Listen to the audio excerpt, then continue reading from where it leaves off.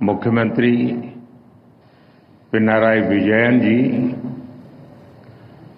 अलग अलग स्थानों से जुड़े केंद्रीय मंत्रिमंडल के मेरे साथी,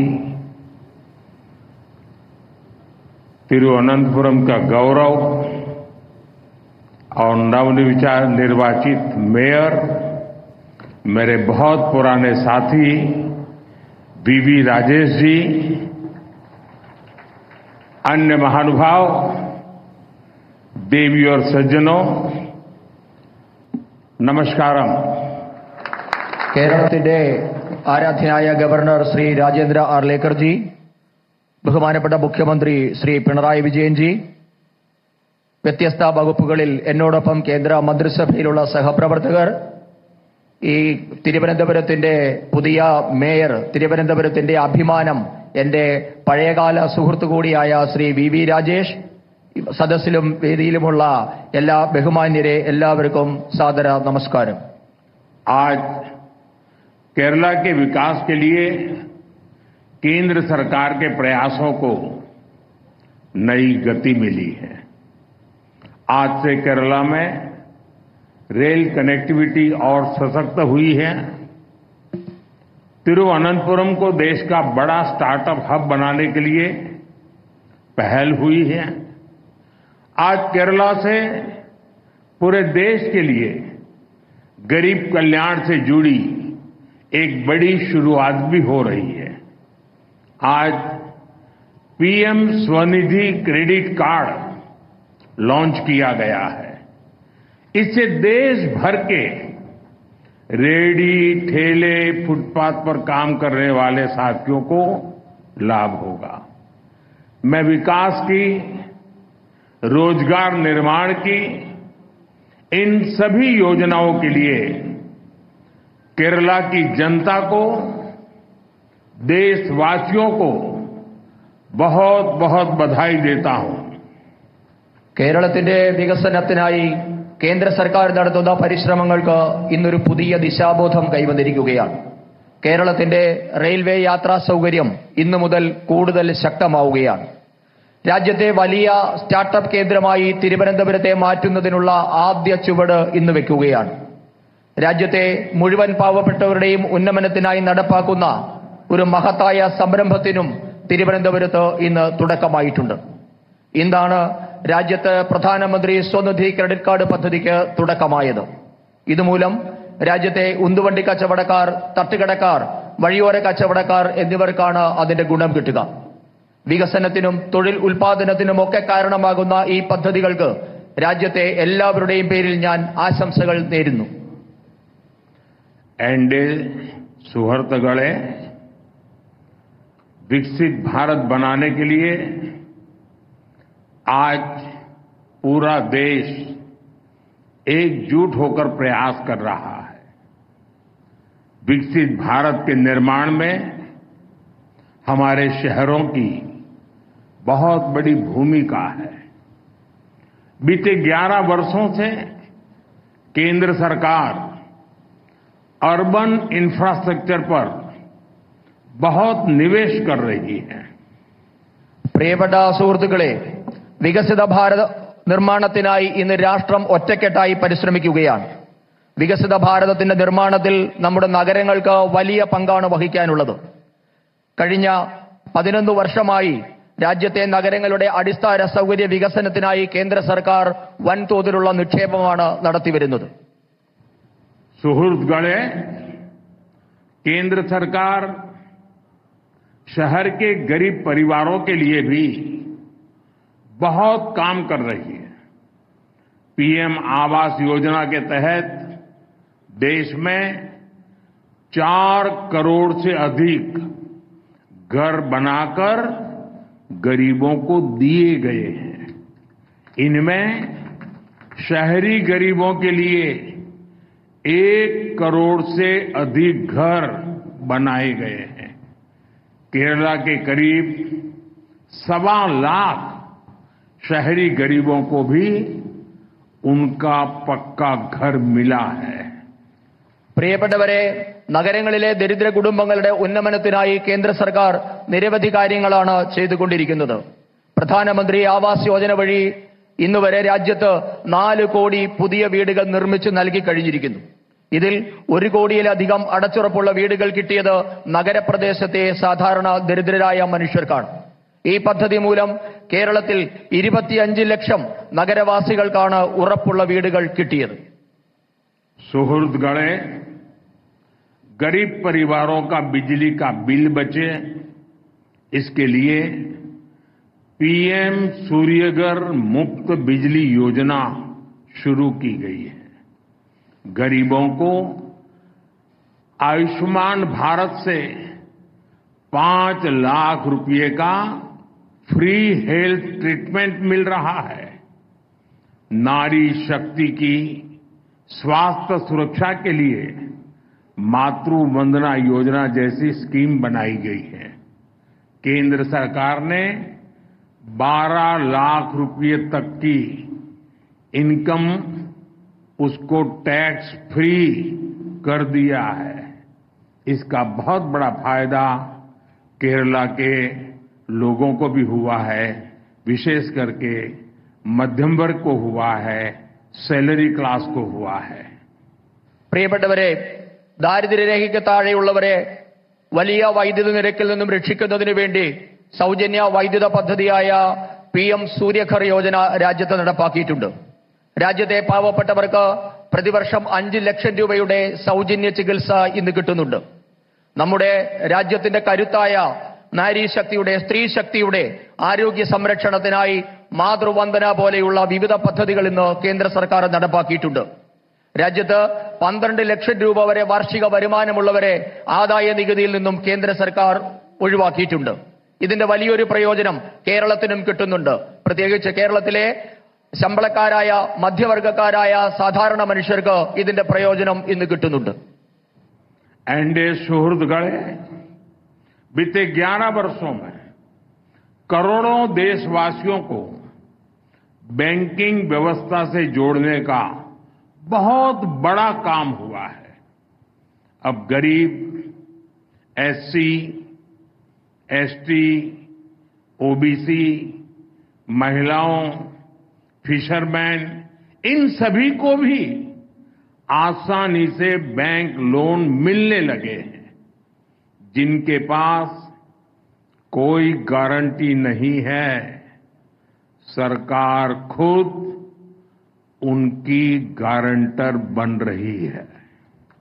പ്രിയപ്പെട്ടവരെ, കഴിഞ്ഞ 11 വർഷമായി രാജ്യത്തെ സാധാരണ മനുഷ്യരെ ബാങ്കിംഗ് സമ്പ്രദായവുമായി ബന്ധിപ്പിക്കാൻ കേന്ദ്ര സർക്കാർ വലിയ പ്രയത്നമാണ് നടത്തിവരുന്നത്. അതുമൂലം രാജ്യത്തെ പട്ടികജാതി, പട്ടികവർഗ, പിന്നോക്ക വിഭാഗം, സ്ത്രീകൾ, മത്സ്യത്തൊഴിലാളികൾ തുടങ്ങിയ വിവിധ ദുർബല വിഭാഗങ്ങൾക്ക് ഇന്ന് ബാങ്ക് വായ്പ അനായാസം കിട്ടിത്തുടങ്ങിയിരിക്കുന്നു. വായ്പയെടുക്കാൻ ഈട് നൽകാനില്ലാത്തവർക്ക് കേന്ദ്ര സർക്കാർ സ്വയം ഈട് നിന്ന് ഇന്ന് വായ്പ വിതരണം ചെയ്യുന്നുമുണ്ട്.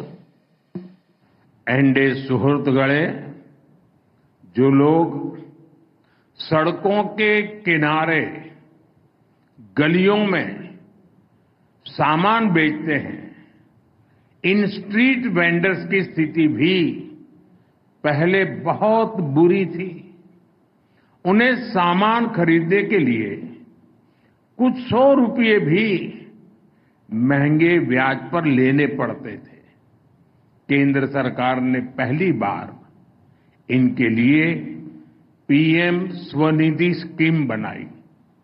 इस स्कीम के बाद देश भर में लाखों साथियों को बैंकों से बहुत मदद मिली है.